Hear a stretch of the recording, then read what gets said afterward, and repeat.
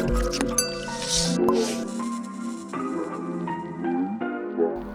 guys, balik lagi barengan saya Iksan. Oke, ini dia Samsung Galaxy M33 5G, smartphone yang katanya sebagai penerus dari seri terdahulunya, yaitu Samsung Galaxy M32.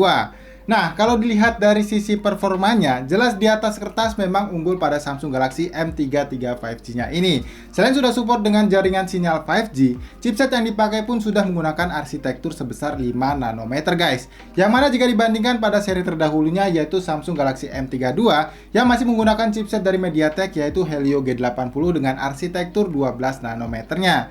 Dan untuk kalian yang mungkin belum tahu ya, kalau pada Samsung Galaxy M33 5G ini sudah menggunakan chipset dari pabrikannya sendiri yaitu Exynos 1280, di mana ini menjadikan Samsung M33 5G ini sebagai smartphone dari Samsung yang menggunakan chipset Exynos 1280 termurah saat ini apabila kalian bandingkan dengan Samsung seri A-nya yaitu Samsung Galaxy A33 5G ataupun A53 5G-nya. Ya, tapi guys, di sini saya bukan mau mengcompare di antara keduanya ya, melainkan mau share aja nih ke kalian bagaimana pengalaman saya selama gunain HP ini selama kurang lebih sekitar 2 mingguan. Oke, barusan aja udah saya jelasin ya, kalau chipset dari HP ini tuh menggunakan chipset dari pabrikannya Samsung sendiri, yaitu Exynos 1280.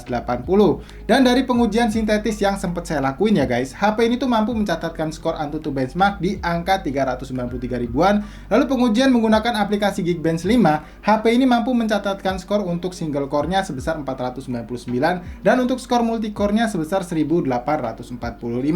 Nah, kemudian yang terakhir waktu saya uji untuk kestabilan performa untuk menggunakan aplikasi 3D Mark, HP ini mampu mendapatkan best loop score-nya di angka 636 dan untuk lowest loop score-nya di angka 629. Yang mana untuk tingkat kestabilannya saat diuji menggunakan mode Wildlife Extreme Stress Test, HP ini bisa mendapatkan persentase yang terbilang tinggi guys, yaitu sekitar 98,9%. Nah, sekarang pasti kalian penasaran kan gimana performanya kalau kita ajak buat main game. Oke, untuk yang pertama waktu saya coba buat mainin game Mobile Legends guys, settingan grafisnya walaupun belum bisa di settingan ultra, tapi untuk pengalaman bermain menurut saya HP ini udah bisa kasih pengalaman bermain yang baik. Karena rata-rata FPS yang didapat ini cukup stabil di kisaran 56 sampai 60 FPS. Dan ini terlihat sangat smooth ya guys, berkat support dari layarnya yang udah bisa kasih refresh rate layar tinggi hingga 120 Hz. Lalu yang berikutnya waktu saya ajak buat mainin game PUBG Mobile, lagi-lagi meskipun settingan grafisnya bisa dibilang belum maksimal, tapi waktu saya pakai main di settingan grafis smooth high-nya, feel bermain yang saya rasa ini udah terbilang cukup baik. Karena bisa kasih rata-rata FPS di kisaran 26 sampai 29 FPS. Dan untuk giroskopnya ini tuh udah lancar banget ya guys, jadi kalian nggak perlu khawatir lagi soal hal itu. Oke, next yang terakhir waktu saya coba ajak buat mainin game berat kayak Genshin Impact, settingan grafis defaultnya memang hanya ada di low 30 FPS aja guys. Tapi untuk feel bermainnya menurut saya ini masih cukup playable ya buat dipakai main. Ya meskipun nantinya kalian masih menemukan beberapa kali terjadi frame drop, terutama waktu kalian lagi berhadapan dengan banyak musuh dan lagi munculin banyak animasi skillnya. Tapi intinya meskipun HP ini bukanlah HP gaming, menurut saya kalau mau dipakai main game pun masih terbilang oke guys. Oke, next kita bahas soal layarnya nih. Ya, Samsung Galaxy M33 5G ini hadir dengan desain layar Infinity V Display dengan luas layar 6,6 inci dan beresolusi Full HD+.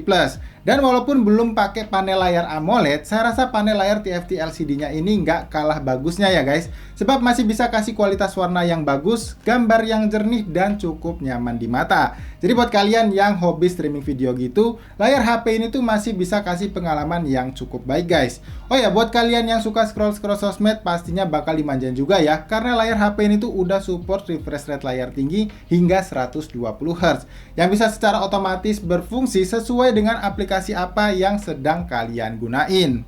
Oh ya, untuk layarnya ini juga sudah dilindungi dengan pelindungan kaca dari Corning Gorilla Glass 5 ya, yang diklaim lebih kuat daripada kaca yang tanpa dilindungi dengan Corning Gorilla Glass 5. Tapi guys, saya tetap saranin ke kalian untuk beli anti goresnya ya, supaya lebih nyaman lagi saat dipakai dan nggak khawatir juga kalau kalian bakal kegores-gores gitu untuk layar bawaannya. Nah, sementara untuk bodinya guys, Samsung Galaxy M33 5G ini masih menggunakan bodi bermaterial plastik atau polikarbonat, yang secara build quality, jujur ini kerasa solid dan kokoh banget. Yang mana kalau dibandingkan dengan smartphone 3 jutaan dari brand lain, nggak tahu kenapa saya rasa feel dari build quality HP ini tuh kerasa mahal dan nyaman buat kita genggam. Oh ya, walaupun finishing back covernya ini juga bukan glossy ya, saya tetap saranin ke kalian untuk beli hard case atau soft case dari third party-nya. Selain supaya bisa mengurangi impact benturan kalau misalkan kalian nggak sengaja ngejatohin, juga bisa melindungi back covernya ini dari bercak sidik jari. Oke, kalau kita lihat di sisi atas HP ini tuh terdapat satu buah lubang mikrofon. Di sisi kanan terdapat tombol volume dan juga fingerprint scanner yang merangkap sebagai tombol power juga. Kemudian di sisi bawahnya terdapat satu buah jack audio 3,5 mm, lubang mikrofon lagi, port USB Type-C, dan satu buah grill speaker yang kualitasnya menurut saya cukup aja ya guys, karena memang sangat disayangkannya HP ini masih mono speaker jadi bukan yang stereo speaker. Lalu yang terakhir pada sisi bagian kirinya terdapat satu buah slot SIM tray yang dapat menampung 2 buah kartu nano SIM card dan juga satu buah slot untuk memori eksternal up to 1 TB guys. Oke, next kita bahas soal baterainya nih. Dibekali kapasitas baterai sebesar 5000 mAh dan juga support dengan fast charge 25 watt. Dari pengalaman pakai saya kemarin, HP ini sanggup bertahan hingga 1 harian penuh guys. Ya walaupun nggak dipakai main game secara intens, tapi saya cukup sering menggunakan untuk kebutuhan streaming video ataupun scroll-scroll sosmed dari HP ini. Jadi guys, untuk kalian yang lagi cari HP dengan konsumsi daya baterai yang awet, saya rasa HP ini bakalan cocok untuk kalian beli. Dan buat kalian yang mau nikmatin fast charge 25 wattnya tadi, pastiin kalian udah punya kepala charger yang udah bisa kasih output minimal di 25 wattnya. Karena di dalam paket penjualannya, untuk kepala chargernya ini udah nggak disediain lagi guys. Ya, lanjut kita bahas soal kameranya nih. Dibekali setup quad kamera pada bagian belakang bodinya, HP ini membawa satu buah lensa kamera utama beresolusi 50 megapiksel, kamera ultrawide 5 megapiksel, kamera makro 2 megapiksel, dan kamera depth sensor sebesar 2 megapiksel juga. Serta satu buah lensa kamera selfie pada bagian depan layarnya yang beresolusi sebesar 8 megapiksel. Yang secara kualitas menurut saya hasil jepretan foto dari lensa kamera HP ini udah cukup bagus ya untuk kalian gunain sebagai kebutuhan konten di feed Instagram kalian. Ya walaupun menurut saya shadow-nya terlihat lebih dominan ya dibandingkan dengan highlight-nya.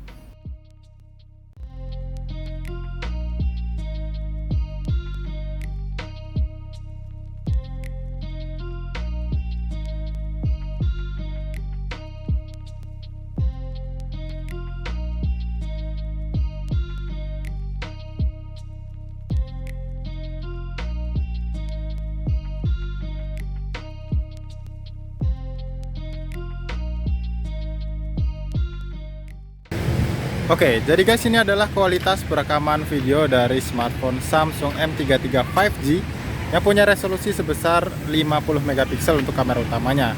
Dan ini saya rekam di resolusi Full HD Plus ya, 30 fps dengan fitur stabilisasi videonya aktif guys. Nah, bagaimana menurut kalian untuk kualitas gambarnya?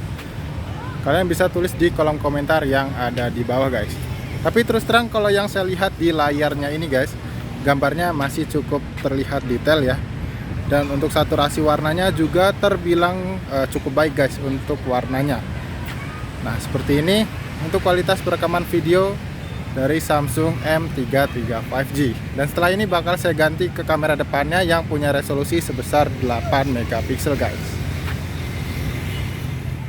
Ya, sekarang udah saya rubah ke settingan kamera depan yang punya resolusi sebesar 8 megapiksel guys. Dan kayak gini untuk kualitas gambarnya. Nah, ngomong-ngomong untuk fitur stabilisasi videonya juga aktif ya, baik di kamera depan maupun di kamera utamanya tadi.